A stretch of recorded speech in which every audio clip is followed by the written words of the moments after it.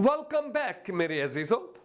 हम खुदा के कलाम के तलावत करने और इसके पढ़ने की अहमियत के बारे में बात करते हैं, लेकिन साथ ही साथ मैं इस कलाम मुकद्दस के तकद्दस के बारे में भी आपको बताना चाहता हूं कि यह कलाम ऐसा नहीं है कि जहां चाहा वहां पर रख दिया, खा वो मेज पर रख दिया, खा वो फर्श पर रख दिया, खा वो सोफा सेट पर रख दिया, या चारपाई पर रख दिया, या रात को सोने से पहले तकिए के नीचे रख लिया और फिर ये रट लगाई कुड़ी रात ਨੂੰ डरेगी नहीं, बाइबल तकिए तले रख देवो।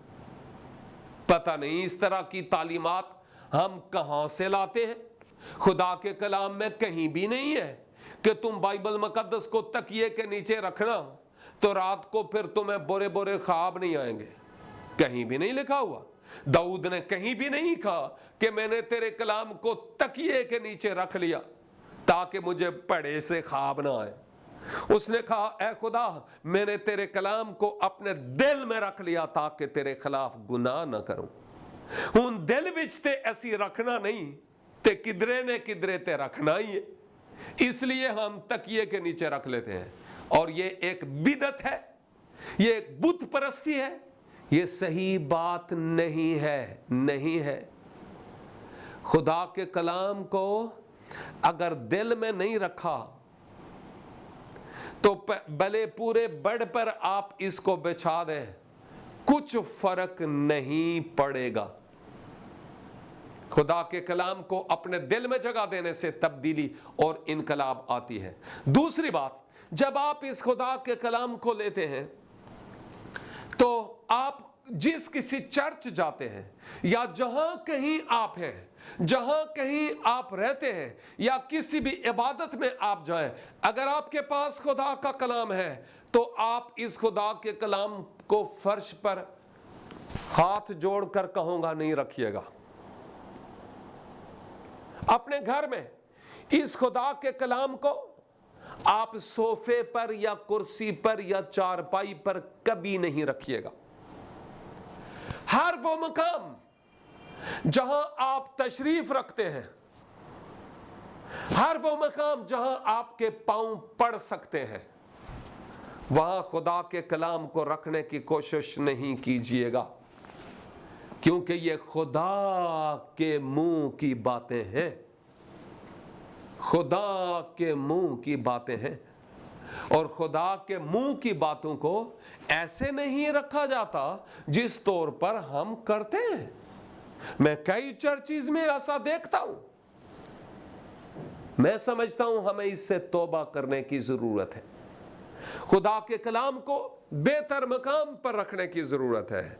और मैं समझता हूं अगर हम अपने घरों में इंडियन मूवीज के लिए या दुनियावी फिल्मों के लिए एक कबर्ड या एक अलमारी ले सकते हैं कि उस अलमारी पर हम उन सीडीज को रखें, ले सकते हैं, तो बाइबल मुकद्दस के लिए क्यों नहीं ले सकते? अगर हम पठान से किस्त पर डिश एंटेना ले सकते हैं, वीसीडी ले सकते हैं, डीवीडी ले सकते हैं, टेलीविजन ले सकते हैं, तो बाइबल मुकद्दस को रखने के लिए एक छोटा सा शेल्फ बेहतरीन खूबसूरत नहीं ले सकते? बच्चों की छटियां होती हैं, बर्थडेज होती है, हम नोट ही नोट उड़ाते हैं, पता नहीं कित्थों आउंदे। लेकिन जब हम खुदा के कलाम के रखने की बात करते हैं उदो मरा मरा करते हैं, पता नहीं कहां से, क्यों? ये आम तरीन बात है। खुदा के कलाम को ना संदूक पर, ना ऐसे ही किसी आम जगह पर रखें, बल्कि कबर्ड, एक खास शेल्फ खुदा के कलाम और उससे मुतल्लिका कुतुब के लिए हो, जिसमें हम इन कुतुब को, मुकद्दस कुतुब को रखें, ताकि हम जब चाहें लें और पढ़ें। और इतना भी ऊंची जगह पर ना हो कि एक सीढ़ी लाई जाए और वहां सीढ़ी लगाकर उस कलाम को वहां से उतारा जाए, ऐसे भी ना हो। एक खुदा के खादिम मुझे एक जगह पर खुदा का कलाम सुनाने के लिए सेमिनार में इत्तफाक हुआ। वहां पर एक और खुदा के खातिम मुझसे पहले कलाम सुना रहे थे। मैंने भी बहुत सारी बातें उनसे सीखी हैं। तो वो जो खुदा के खातिम थे, उन्होंने कहा, मैं एक घर में गया विजिट के लिए, और वहां पर सामने एक बहन जिसने दुपट्टा बांधा हुआ था सर पे, मेहनत कर रही थी, उसने मुझे कहा, आइए आइए आइए आइए।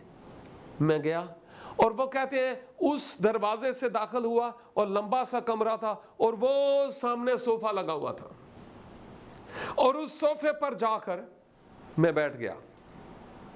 जब मैं बैठा तो मैं सामने की तरफ देख रहा था दीवारों पर किधरे इंडिया दी किसे खातून दी तस्वीर लगी है, कहीं मुकद्दसा मरियम की लगी है, कहीं यसू की लगी है, कहीं पता नहीं शेरा वाला बाबा, पता नहीं किस किस की तस्वीरें लगी हुई थी।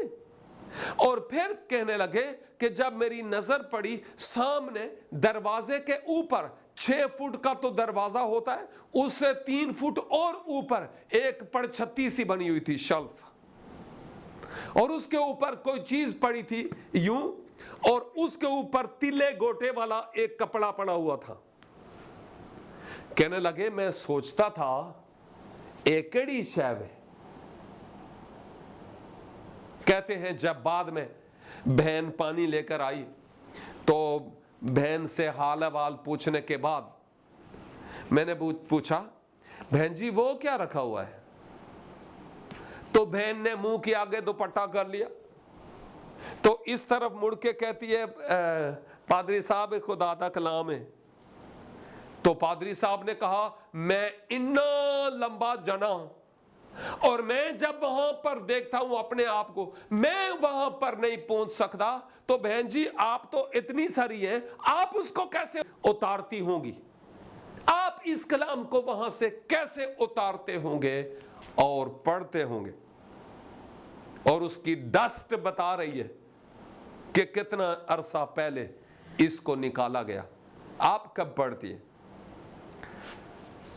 बहन कहने लगी, पादरी साहब असी पढ़ दे थोड़ा ही, जदों काके दे अब्बा सुबह काम थे जांदे ने ते ओ बूए दे उत्ते वे ना ते तालू ओ भी निकल जांदे ने, जदों मैं साहबां दे घर काम करन वास्ते जांदी आ मैं भी निकल जानी आ, बच्चा स्कूले जांदा है ओ भी ओ तू तालू निकल जांदा है, ते बरकतां ही बरकतां। सुन रहे? इसका मतलब यह कि वो ये समझ रही थी कि बस कलाम दरवाजे के ऊपर हो, और जब हम दरवाजे के नीचे से गुजर जाएं, कलाम के नीचे से गुजर जाएं, तो ये बरकतें ही बरकतें हैं। मैं समझता हूं ये बरकत नहीं है, बल्कि ये बरकत के बरअक्स है। अगर कलाम हमारे घर में हो, हम कलाम की तलावत ना करें, हम इस कलाम को पढ़ें ना, इसको अपने दिल में बसाएं नहीं, इसके मुताबिक हम अपनी जिंदगी बसर नहीं करें, तो क्या फायदा इसका पड़छत्तियों पर रखने के लिए, अलमारियों में रखने के लिए, या किसी ऐसी जगह पे? कोई फायदा नहीं है। इतना भी ज्यादा संभाल करना रखें कि उतारा भी ना जाए और तलावत भी ना किया जाए और पढ़ा भी ना जाए। सिर्फ खुदा के कलाम को घर में रखने से बरकत नहीं होती, ये उल्टी तालीम है।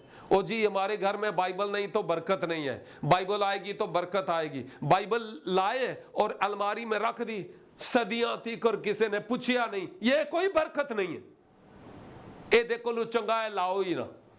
और अगर बाइबल लाए तो जरूर है हम उसको पढ़ें, तलावत करें और देखें कि खुदा मुझसे और आपसे क्या कहता है।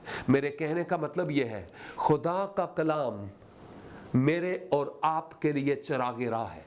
हम इसको पढ़ें, इसको दिल में रखें, इसका तकद्दस बरकरार रखें, इसकी इज्जत और मकाम बहाल रखें, और खुदावंद मुझे और आपको ऐसा करने का फजल अनायत फरमाए। मैं आपके लिए दुआ करता हूं, अपने सरों को झुका लें। आसमानी बाप तेरा शुक्र हो तेरे मुकद्दस कलाम की बातों के लिए। हाँ ए खुदा, बाज़ौक़ात हम तेरे कलाम के साथ यही हाल करते हैं, जिस तौर पर हम इसको तलावत करना चाहिए, हमें इसको पढ़ना चाहिए, जिस तरह इसको स्टडी करके हमें मुकम्मल करना चाहिए, वैसे नहीं करते। हम एक ही रट लगाते हैं, मैंने इस कलाम को ख़त्म कर लिया। खुदावंद इस तरह की ज़बान इस्तेमाल करने से हमें मुआफ़ कर, और आइंदा के लिए इस कलाम के मुताबिक ज़िंदगी गुजारने का फजल दे। हमारी मदद और रहनुमाई कर, यीशु मसीह के नाम से, आमीन। खुदावंद आपको बरकत दे। देखते रहिए प्रोग्राम चिरागे राह, सिर्फ गवाही टेलीविज़न पर।